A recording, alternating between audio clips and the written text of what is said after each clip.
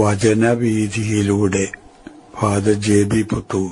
വിശുദ്ധ മാർക്കോസ് രചിച്ച നമ്മുടെ കർത്താവ് ഈശോയുടെ പരിശുദ്ധ സുവിശേഷം, അധ്യായം 8, 22 മുതൽ 26 വരെയുള്ള വാക്യങ്ങൾ. അന്ധനു കാഴ്ച. പിന്നീട് അവർ ബെത്സൈദയിലെത്തി.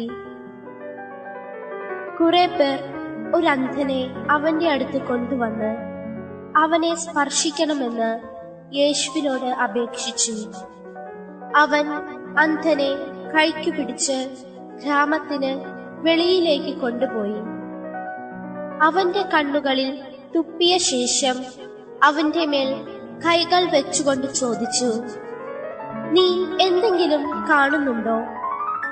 നോക്കിയിട്ട് അവൻ പറഞ്ഞു, ഞാൻ മനുഷ്യരെ കാണുന്നുണ്ട്.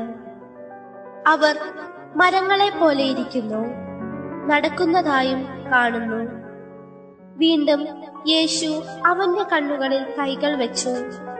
അവൻ സൂക്ഷിച്ചു നോക്കി, കാഴ്ച തിരിച്ചു കിട്ടുകയും ചെയ്തു. അവൻ എല്ലാ വസ്തുക്കളും വ്യക്തമായി കണ്ടു. ഗ്രാമത്തിൽ പ്രവേശിക്കുക പോലും ചെയ്യരുത് എന്ന് പറഞ്ഞ് യേശു അവനെ വീട്ടിലേക്ക് അയച്ചു. പരീക്ഷിക്കപ്പെട്ട വിശ്വാസമാണ് ദൈവദാനങ്ങൾക്ക് നിദാനമാകുന്നത്. മറ്റു സുവിശേഷങ്ങളിൽ ഒന്നിലും പരാമർശനമില്ലാത്ത യേശു പ്രവർത്തിച്ച ഒരു അത്ഭുതത്തെ സംബന്ധിച്ചാണ് വിശുദ്ധ മർക്കോസ് ഇന്നത്തെ സുവിശേഷത്തിലൂടെ നമ്മുടെ മുമ്പിലേക്ക് കൊണ്ടുവരുന്നത്. യേശു തന്റെ പര്യടന പ്രവർത്തനങ്ങളുടെ ഇടയിൽ ഒരിക്കൽ ശിഷ്യന്മാരൊത്ത് ബെത്സൈദ എന്ന് പറയുന്ന ഗ്രാമത്തിലെത്തി. യേശു ബെത്സൈദയിലുണ്ട് എന്നറിഞ്ഞു തന്നെ നാട്ടുകാർക്ക് സുപരിചിതനായിട്ടുള്ള ഒരു അന്ധനെ നാട്ടുകാർ യേശുവിന്റെ അടുത്തേക്ക് കൊണ്ടുവരികയാണ്. അവർ യേശുവിനോട് അപേക്ഷിക്കുന്നു, ഇവന് സൗഖ്യം കൊടുക്കണം, ഇവന് കാഴ്ച ലഭിക്കാൻ ഇടവരണം. അവരുടെ അഭ്യർത്ഥന മാനിച്ചുകൊണ്ട് യേശു അന്ധനായിട്ടുള്ള മനുഷ്യനെ ആൾക്കൂട്ടത്തിൽ നിന്ന് മാറ്റി നിർത്തി തികച്ചും പ്രാഥമികമായിട്ടുള്ളത് കൊണ്ട് തന്നെ പ്രാകൃതവും കൂടി എന്ന് തോന്നിക്കാവുന്ന ചില പ്രവർത്തനങ്ങളിൽ ഏർപ്പെടുന്നു. യേശുവിന്റെ ആ പ്രവർത്തനത്തിന്റെ ഫലം എന്താണ് എന്ന് യേശു തന്നെ ആ അന്ധനോട് ചോദിക്കുന്നു.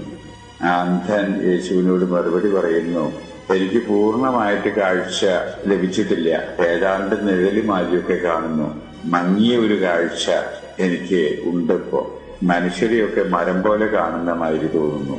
യേശു വീണ്ടും ആ അന്ധന്റെ 2 കണ്ണുകളെയും സ്പർശിക്കുന്നു. അത് യേശുവിന്റെ പ്രവർത്തനത്തിന്റെ 2ാം ഘട്ടമായിട്ട് നമുക്ക് കാണാം.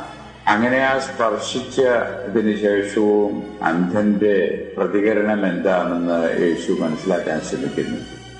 അന്ധന് കാഴ്ച പൂർണ്ണമായ രീതിയിൽ തിരിച്ചു കിട്ടിയിട്ടില്ല എന്ന വസ്തുതയുടെ അടിസ്ഥാനത്തിൽ 3ാമത്തെ ഘട്ടം എന്ന രീതിയിലാണ് യേശു ആ അന്ധന്റെ 2 കണ്ണുകളിലേക്കും സൂക്ഷ്മമായിട്ട് നോക്കുന്നു.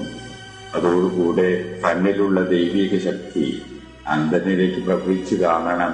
അന്ധൻ പൂർണ്ണമായിട്ട് സൗഖ്യം പ്രാപിക്കണം. നല്ല തെളിവായ രീതിയിൽ അന്ധനെ എല്ലാം ദർശിക്കാൻ ഇടവരുന്നു. യേശു ആ അന്ധനെ പൊതുസ്ഥലങ്ങളിൽ പ്രത്യക്ഷപ്പെടുന്നത് തൽക്കാലത്തേക്ക് നിരോധിക്കുന്നു. എന്നിട്ട് ആ മനുഷ്യനോട് പറയുന്നു, നീ നേരെ വീട്ടിലേക്ക് പോക്കോ എന്ന്. എന്തുകൊണ്ടായിരിക്കാം യേശു അങ്ങനെ പറഞ്ഞത് എന്നൊരു ചോദ്യം ഉദിക്കാം. യേശു ആരാണെന്നും ഏതു തരം പ്രവൃത്തിയാലാണ് താൻ ഈ തരം അത്ഭുത പ്രവൃത്തികൾ ചെയ്യുന്നതെന്നും മനസ്സിലാക്കാനുള്ള പ്രാപ്തി പൊതുജനത്തിന് അതുവരെ കൈവന്നിട്ടില്ല എന്ന തിരിച്ചറിവിന്റെ അടിസ്ഥാനത്തിലും കൂടിയാകാം യേശു അങ്ങനെ ആ അന്ധനായിരിക്കുന്ന മനുഷ്യനെ സുഖം പ്രാപിച്ചതിന് ശേഷം പൊതുസ്ഥലങ്ങളിൽ പ്രത്യക്ഷപ്പെടുന്നത് തൽക്കാലത്തേക്ക് നിരോധിക്കാൻ ഇടവന്നത് എന്ന് വിചാരിക്കുന്നത് തെറ്റില്ല. ഇങ്ങനെ പല സ്റ്റെപ്പുകളായിട്ടാണ് യേശു ഈ അന്ധനെ സുഖപ്പെടുത്തുന്നതായിട്ട് നമ്മൾ കാണുന്നത്. എന്തുകൊണ്ടായിരിക്കാം അത് എന്നൊരു ചിന്തയും നമ്മുടെ മനസ്സിലേക്ക് കടന്നു വരാവുന്നതാണ്. ഒരു വാക്കുകൊണ്ട് പോലും ഇല്ലായ്മയിൽ നിന്ന് സകലവും സൃഷ്ടിക്കാൻ പ്രാപ്തനായിട്ടുള്ള ദൈവത്തിന്റെ സാക്ഷാൽ പുത്രനായ യേശുക്രിസ്തുവിനെ ഒരു അന്ധനെ പെട്ടെന്ന് തന്നെ സുഖമാക്കാൻ കഴിവില്ലാഞ്ഞിട്ടാകില്ല. ഈ അന്ധന്റെ വിശ്വാസത്തിന്റെ യഥാർത്ഥ സ്ഥിതി പരിശോധിച്ചു നോക്കുകയും സ്ഥിരീകരിക്കുകയും അതിനെ ത്വരിതപ്പെടുത്തുകയും ചെയ്യുന്ന ഒരു പ്രക്രിയ ഇതിലൂടെ നടക്കാൻ ഇടവരുന്നത് കൊണ്ടും കൂടി ആയിരിക്കാം പല പല ഘട്ടങ്ങളിൽ കൂടെ ആ രോഗിയെ സുഖപ്പെടുത്താൻ യേശു തയ്യാറാകുന്നത് എന്ന് വിചാരിക്കുന്നതിൽ അപാകത കണ്ടെത്തണം എന്നില്ല.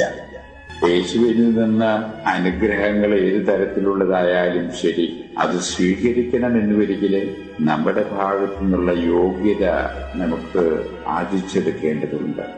അതിനുള്ള അർഹത ഒരു തരത്തിൽ നാം നേടിയെടുക്കേണ്ടതുണ്ട്. നമുക്ക് വിശ്വാസത്തിന്റെ തീവ്ര സജീവമായ രീതിയിലുണ്ടെങ്കിലേ ദൈവത്തിന്റെ അനുഗ്രഹത്തിന് പാത്രീഭൂതരാകാൻ സാധിക്കുള്ളൂ എന്ന സത്യം യേശു പഠിപ്പിക്കുന്നതല്ലേ എന്ന് വിചാരിച്ചു.